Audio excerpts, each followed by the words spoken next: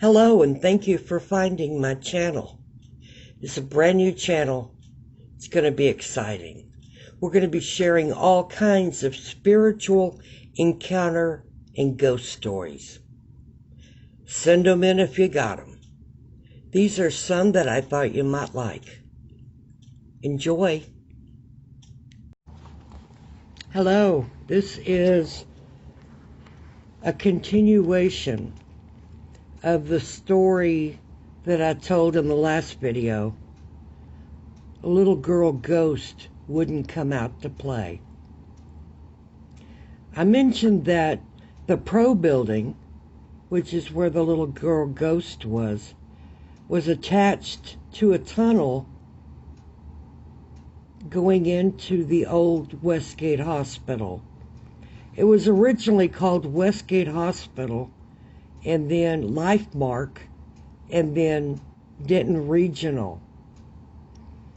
And I remember back, I want to say it was 1980, when I worked there. I worked night shift, usually orthopedics, which is Station 4. But occasionally, I would be pulled to medical or surgical, usually medical. If we didn't have a lot of orthopedic patients, they always had plenty of medical, so they would pull me to the medical floor. And I remember one night I was doing rounds, checking on patients, everybody's asleep. The nurse was this is between her med times, whenever she would go give meds. So she was taking her lunch break in the lounge. And the lounge was there on the nurse's floor. And I know she was in there because I'd talked to her once or twice because I'd been charting my rounds on the patient's charts at the nurse's station. And then I got a call. Somebody turned their call light on. It was room 110. And I remember going on down to room 110, went in, asked the lady, it was a female patient. I said, "Is everything okay? What can I do for you?" And she said, "Oh, don't worry about it. That nurse took care of it." But she didn't flip the switch up. And I said, "What do you mean the nurse took care of it?" Because, I knew the nurse was taking a lunch break. And she had been in there for 15 or 20 minutes at least. And so I asked the patient, "What do you mean the nurse took care of it?" And she said, "The one that was leaving as you walked in." And I said, "Ma'am, I didn't see anybody leaving when I come in." And she said, "Oh, well, she took care of," I can't remember if she wanted to get up to potty or what. I can't really remember. But whatever it was, she said the nurse took care of. And so I turned the light switch off, which neutralized the call light button. And I said, "So you don't need anything else?" She said, "No." And I left. And I thought originally that maybe she was dreaming and that's what, she was just dreaming. That's why she thought there was a nurse. Went on back to my charting. A few minutes later, I went over to the nurse that was taking a break, and she was eating a sandwich. And she was an older nurse, and her first name was Dorothy. I'll never forget her. Her dad was a doctor, and she was probably in her 50s, maybe 60. And I was like 18. So she was a lot older. And kind of snappy, not really a happy person. You know, you kind of didn't want to talk to her a whole lot, but if you didn't have to, one of those kind of people. And she really expected you to do your job and do it right. So she was always checking on all of us and making sure we did what we were supposed to do. And so I kind of hated to say anything to her, but after a few minutes, I was thinking, maybe I should tell her. So I walked over and said, Dorothy, the lady at 110 pulled her call light earlier, and I went down there. She said, yeah, I heard the buzz, you know, the alarm. I said, well, when I went, she said, what did she need? And I said, well, when I went down there, she said the nurse just took care of it. And there wasn't anything that I could do. I said, I think she was probably waking up from a dream and hit the button and just got confused. And she looked at me kind of funny. She said, what room? And I said, 110. And she said, what did she say about the nurse? And I said, she said the nurse just passed me. As I was walking in, she was leaving. And I said, I didn't see anybody come out of the room, and you're the only nurse here. And she said, ask her what she was wearing last time, or next time you go in there. I said, okay. So I did.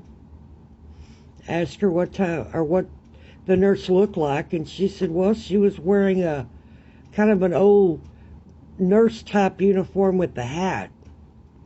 And we didn't have anybody on staff there that wore a nurse's hat. We just didn't. Not on our shift.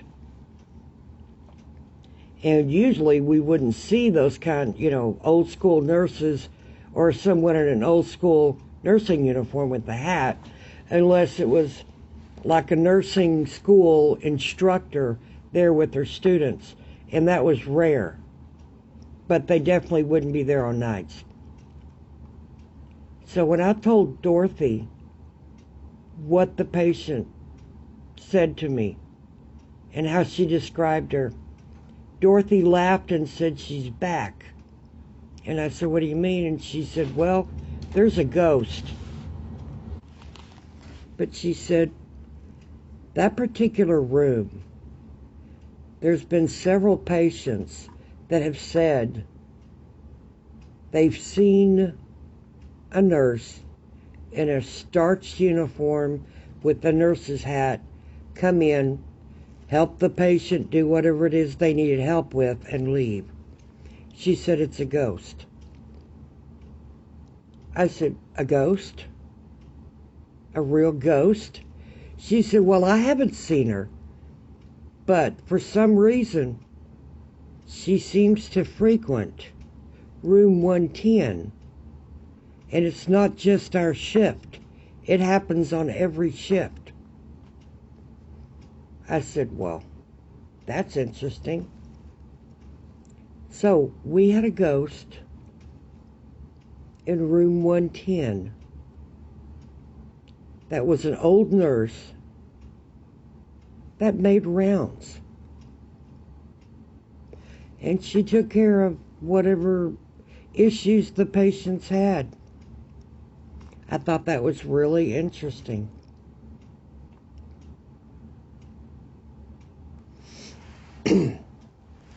Okay, I've got one more for you. Same floor, medical floor. This hallway went towards the surgical floor. And it was almost to the double doors. We had double doors about midway down each hallway. And during a fire alarm or something like that, those doors would automatically close and lock. We had a magnet or something that would activate. And the room right before you got to the double doors, on the right, if you're facing the surgical floor, was just a regular med floor, a medical patient room. Now, you have to understand, this was back in the 70s and early 80s when I worked there as a med tech. And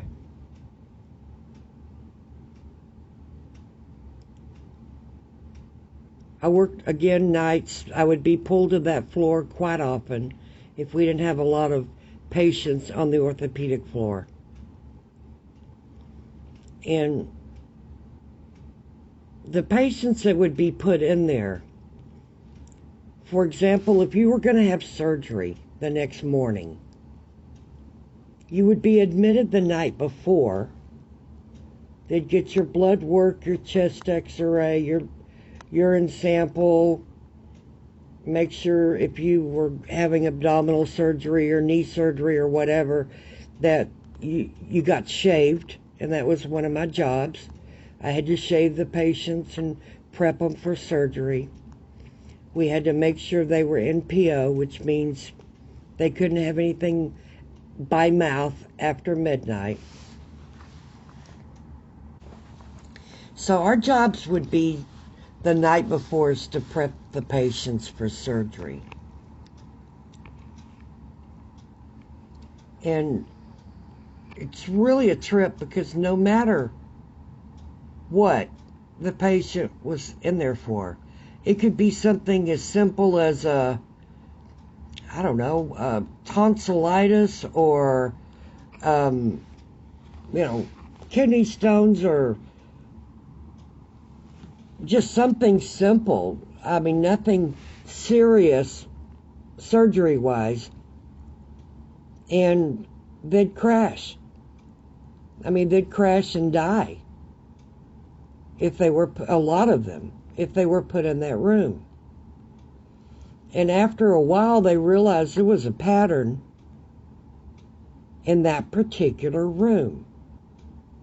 So they end up making it a hospice room because hospice patients, if there's something weird, like a weird mojo or something going on in that room that's causing patients that are otherwise stable to die,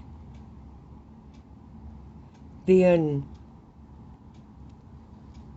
they considered putting hospice patients in there that were already on their way out, and using that because it was kind of a suite. It was a larger room, and they could have have enough room for family or hospice care people or whatever in there. So they did that. And then I remember, I don't know, a year or so later, they ended up giving that room to CCU, a coronary care unit. It was like a cardiac post-op type ward, people that had bypasses and stents put in and that kind of thing. And they called me one time and asked me, would I sit and watch monitors? That one of their monitor techs had called in. I said, sure. So they put me in CCU, showed me assigned me the 2 or 3 rooms, told me what to do, what to watch for, and that kind of thing. And there were 3 of us, I believe, working that floor. And it was a small unit. We all just sit at a console watching our monitors. And we started talking and come to find out one of the rooms that was assigned to me, that I was looking straight over the counter and could see the door of, was the old hospice room that used to previously be the medical floor. And I remembered the stories about the patients that were in that room. So you can bet your bottom dollar I paid extra close attention to my patient that night. Watched that monitor like a hawk and kept checking in poor patient probably didn't get much rest, because I kept checking them, because I wasn't going to rely on just the monitor to tell me they had a heart rate. I wanted to put eyeballs on them and make sure. But those are a couple of the stories from Westgate Hospital in Denton, Texas, 40 years ago.